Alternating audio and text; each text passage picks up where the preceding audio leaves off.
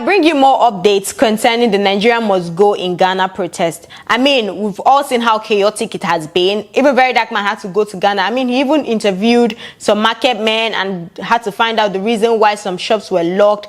And now he decided to interview the Eze Igbo of Ghana. I mean, regardless of the fact that those market men were saying, oh, they don't know anything about the Igbo king, they don't know anything about the Igbo king. Well, there is an Igbo king, he exists, and he has a whole intimidating palace, because that's how I'm going to call it. In as much as he said that place is his house, I mean, he has had the house for over, I think, 9 years. For over 19 years or so, yes, because he said he has been in office for 13 years, and he's not self-acclaimed that the people voted for him, the people wanted him, they chose him to be the Eze Igbo of Ghana. And again, that he's not the only ruler of an ethnic group.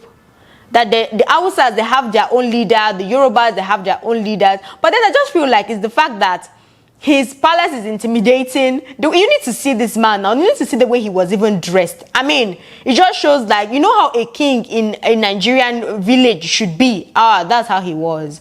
And then Very Dark Man asked him so many sensible questions. And I was like, Very Dark Man, you're asking this man my mind. So he first of all asked him about the whole protest and why shops are locked.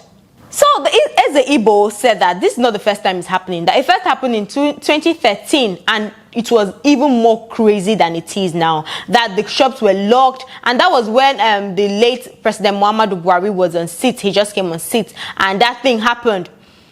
And they asked Igbo to leave. In as much as they did not leave, they had him and a few elders. They had meetings with some executive of the Ministry of Trade and Industry, and some executives there, they were telling them that instead of you people to be here and every time they're telling you leave our market, leave our local market, why not leave the local market, get a place, build a mall for you and your people so you can sell and you be at peace? Because there's nowhere in the constitution that says, okay, you cannot build a mall and your people cannot be there and sell, you understand? So he was like, okay, that was a good idea, and he bought the idea.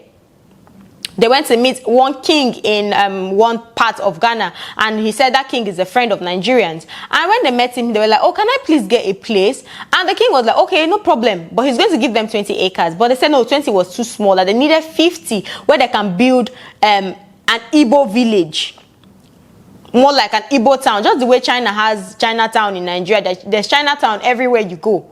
So he said he wanted to just build somewhere like that for the Igbos, where they'll be, in peace, in harmony, and where, they can do their business without thinking about other things. Because normally, they said the rules guiding the trade in Ghana is foreigners are supposed to be the wholesalers, while the locals are the retailers. But along the line, Nigerians became retailers.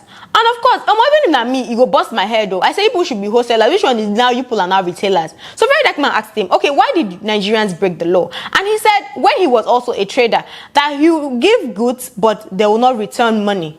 So imagine now, they are giving you the goods, sometimes you will not pay. I mean, it's frustrating.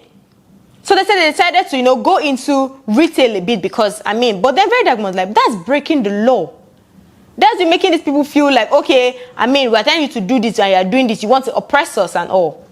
So he said, no, that was not the intention. It's just because, they're looking for ways to survive. And then he said concerning the land that was given to them, they did all the analysis. He even said he's an architect, so he was going to construct the place by himself. Do all architect-based things that he's supposed to do for the whole site. So he said when he became the Eze of the Igbos in Ghana, there's this news station called Crystal News, and they came to him to ask him a few questions and say, oh, what will you do for the people? And he told them that, we've already acquired 50 acres of land where we're going to build our Igbo community. And that's where the whole problem started. And the Ghanaians felt like, oh, you want to come and build your own village now, you want to come and take over. And he said it was not like that, just because, just the way China has its town, that's how they want to be. And when they went back to the king to do finalizing, the king said no, that they're not going to give them the land again. And since then, it has been like that. And so Very Dark Man went ahead to ask him, concerning this you're building, it's intimidating. If it was in my village now and I'm passing, I'm seeing a foreigner just having that kind of, well-sculpted lions in front, I'll feel like, this person is trying to take away part of my land, though. And the king said no. The Eze rather said no, that the building is not a palace, it's his house. that he feels like he needs to carry his culture everywhere he goes. He's proud of being who he is. That's why he decided to make it like that. That people build houses like this, and in as much as it looks kind of intimidating. I mean, it's his taste. But then if I'm Ghanaian at that point, I'll feel like, yes, these people are overdoing. They do too much. And we now saw a picture of him and the Oni of Ife when the Oni of Ife visited Ghana. And very dark man asking, when the Oni came, did you prostrate? Did you sit down? Were you like, oh, this is my fellow colleague? He was like, no. When the Oni came, he literally bowed, because this is a king and him is just a chief in diaspora. He even calls himself the leader, just the chief.